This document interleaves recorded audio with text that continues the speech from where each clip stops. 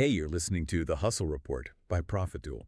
Have you ever, pictured yourself running your own online store, getting that freedom, but then almost immediately you get hit with this wave of overwhelm, thinking about warehouses and managing all that stock, shipping? It's a lot. If that dream sounds familiar, and yeah, those headaches are what's stopping you, then this deep dive into drop shipping, it's definitely for you. Our research keeps showing it's a really powerful way into e-commerce, kind of perfect for building a solid side hustle. So today, we're going to cut through all the noise. We've basically boiled down a ton of information to give you the essentials on how drop shipping actually works as a side hustle. For real. We'll look at the good stuff, the advantages, but also be honest about the challenges you might face. We'll give you a clear look at what you could potentially earn, and then most importantly, the practical steps, like what you actually need to do to get started right now. We want to arm you with the knowledge, basically, so you can make smart moves. Yeah, and what's really interesting about dropshipping, something that really stood out in our analysis, is how elegant it is. Simple, really. At its heart, it's a way to sell stuff where you, the store owner, sell to customers, but you never actually touch the inventory yourself. Think of it kind of like this. Someone comes to your online store, looks great, finds something they like, clicks buy. Now, instead of you running around packing boxes, your system just, it automatically tells a third-party supplier. Or maybe you click a button and they ship it straight to the customer. You're like the curator, the salesperson, the supplier handles the physical stuff. And that right there is what jumps out. It just completely changes the risk, doesn't it? Starting a business this way, it's a total game changer. No physical products means you skip all those traditional retail hurdles. No expensive warehouse space, no cash locked up in stock nobody's bought yet. And definitely no spending hours taping up boxes. It makes e-commerce so much more accessible for anyone, really. Way lower financial risk, way less operational hassle. Exactly. And that's where dropshipping really shines for a side hustle. Our deep dive found some key benefits that just keep coming up. First off, the startup costs are incredibly low, seriously. Unlike, traditional retail where you might need thousands, tens of thousands, just for inventory and maybe a space, with dropshipping, you can launch with very little cash upfront.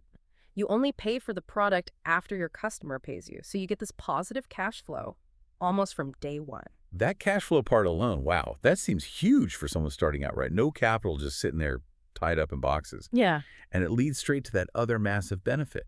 No inventory management at all. That's not just about saving on storage fees, is it? It's about your time, your most valuable thing. You're not counting stock, worrying about stuff going out of date, or, like you said, packing orders all weekend. Precisely. And being free from that physical inventory, it unlocks something even bigger strategically, which is basically an almost limitless product selection. Our insights show you get access to this huge range of products from suppliers all over the world, like instantly, so you can test different niches, switch things up if a trend pops off, or just add more products without the nightmare of managing all that physical stock. You could sell, fancy dog collars one month and specialty coffee gear the next, all from the same store, super agile. Okay, so if we connect these dots, Yeah.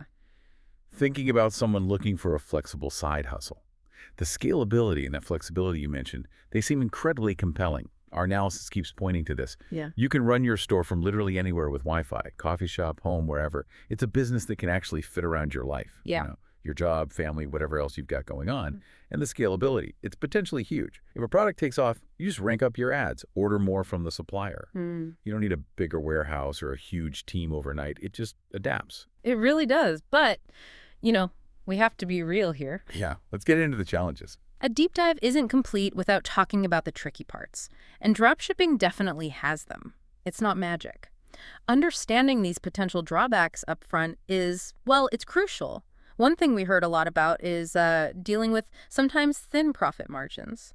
Because you're the middle person, right? You're not buying in massive bulk directly from a factory. So competition, supplier costs, they can squeeze how much you actually make on each sale. That's a big one. And it makes you think, if margins are thin, how do successful dropshippers actually make it work? Is it just volume? That's a critical point, and it leads to something deeper we found, the top folks. They don't just focus on finding cheaper suppliers, they focus on adding value, creating value somehow. Maybe they bundle products together, like a home office starter kit or something, combining items into one higher-priced package. Oh, okay. So you're not just selling the individual cheap item. Exactly. Or they might offer, say, premium express shipping as an option customers can pay extra for. Some people will. Another tactic is focusing on high-ticket items, stuff that costs more. Even if your margin percentage is the same, say 20%, that's way more actual profit per sale than on a $10 gadget. It's less about the percentage sometimes and more about the actual dollars per sale and using your ad money smartly to find those buyers. Okay, that makes sense. Right. But then you're relying on these third parties, right? Yeah. Which brings up that whole issue of supplier reliability. Yeah. That seems Risky. risky. Your entire reputation is basically in their hands. For product quality, for shipping times. Absolutely. It's a huge But dependency. if they're slow or send out junk or just mess up an order, it reflects directly on your store, your brand. Even though you never touched it. Exactly. And that connects straight to customer service, doesn't it? Mm-hmm. You're the one dealing with every question, every return, every complaint. You have to be super responsive, super efficient. It's like, you're the face of the operation, even if someone else is handling the back-end logistics. That accountability is a big mental shift. Totally. And then there's the other big one for anything online. Market saturation. Oh, yeah. The crowded niches. If you pick something everyone else is already selling, how do you even get noticed? It can be really tough, really challenging to stand out without just pouring money into ads, hoping something sticks. Everyone's shouting for attention. So on that saturation point, our research touched on it, but I'm curious, what are some ways people are actually breaking through in those crowded markets? Is it just who spends the most on ads? Or is there more to it? Great question. And it ties into another challenge, limited brand control. Because often it's not just about outspending. The success stories often show people building tiny, focused communities around a specific passion. Or they use unique influencer partnerships, people who really connect with that niche audience. Sometimes it's just amazing, personalized customer service that makes a generic product feel like it came from your brand, even if the packaging isn't yours. Okay, so creating an experience beyond just the product itself. Exactly, like creating really engaging videos showing the product in use or offering incredible support after the sale. That builds trust, builds loyalty. The best dropshippers know that trust and a unique angle are like gold in a crowded market. They sell the story, the experience, not just the item. Okay, so let's talk money. What does all this mean for your wallet? The earning potential. Our analysis definitely shows that the average hourly rate, well, it varies a lot. It's not like a set salary, right? It depends heavily on your niche, how good your marketing is, how you price things, and just the overall scale and efficiency you build up. No single answer fits everyone. That's very true. But looking at the data, including numbers from platforms like Oberlo, successful dropshippers, they can earn anywhere from, say, $20 an hour to well over $100 an hour. But the key thing to understand is the top earners, they aren't just getting lucky. They're the ones building real, sustainable, often six-figure businesses over time. It takes work. Right. It's not overnight riches. Definitely not. It comes from smart product selection, finding those winners, constantly tweaking marketing based on data, not guesses, and really focusing on keeping customers coming back. Things like retargeting ads for abandoned carts, email marketing. A/B testing ads. Exactly. A/B testing ads to see what works best. It's about building a proper business, informed by data, not just chasing quick bucks. Okay, right. Let's break down the practical steps then. How do you actually get started and make this work based on what's effective? Step one, it seems, is always choose your niche. This needs real research, right? Finding a market where people are actually looking for stuff, but it's not completely swamped with competition. Yeah, finding that sweet spot. Look for those passionate hobby groups, or maybe groups of people whose needs aren't being met, or even jump on an emerging trend before it gets huge. And once you've got that niche figured out, the next absolutely critical step is finding reliable suppliers. This is honestly make or break for the long run. You need partners who deliver quality products consistently and on time. Where do you find them? Just AliExpress. Well, AliExpress is a common starting point, yeah.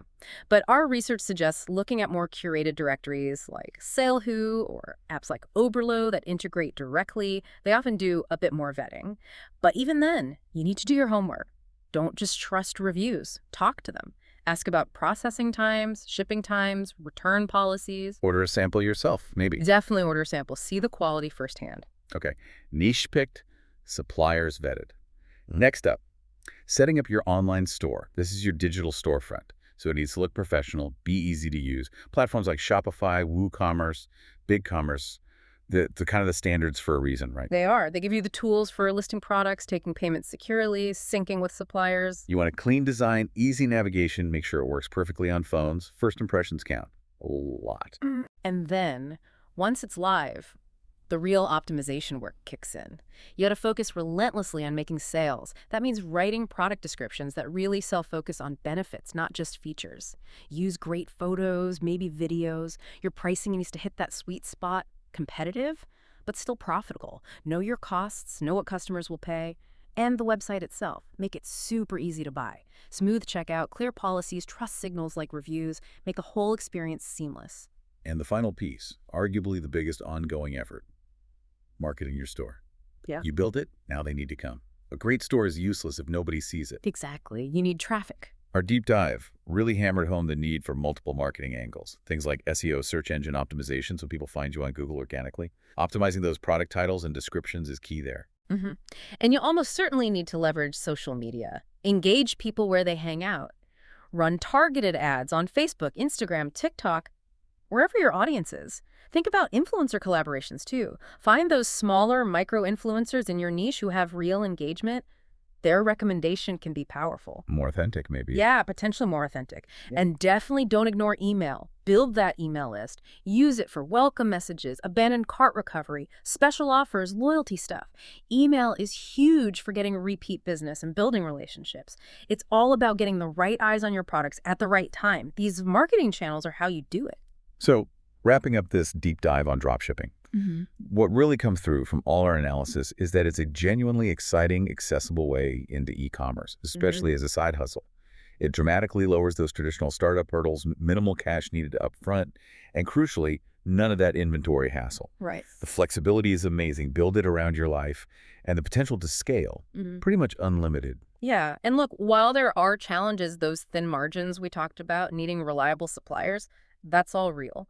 Our research clearly shows that if you find a good niche, maybe a micro niche, really vet your products for quality, deliver absolutely top-notch customer service that makes people love you, and use smart data-driven marketing, you can definitely build a very successful, very profitable dropshipping business. Yeah. It's a fantastic way to boost your income and really get your foot in the door of e-commerce. Our advice, honestly, dive in, explore it, give it a shot. Absolutely. And just remember, if this whole idea of dropshipping has got you thinking, it's just one path, right? One really interesting path in this whole world of online income and side hustles.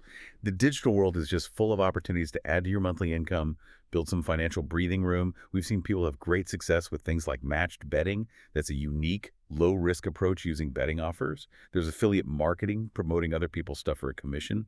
You could look into social media management, virtual assistants. Yeah. Even online surveys can add a bit. Got expertise, maybe online tutoring or creating your own online course. Huge potential there. The main thing is your hustle potential. It's broad.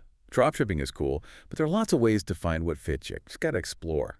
That's a wrap for this episode. Thanks for hanging out with us on The Hustle Report. Catch you next time.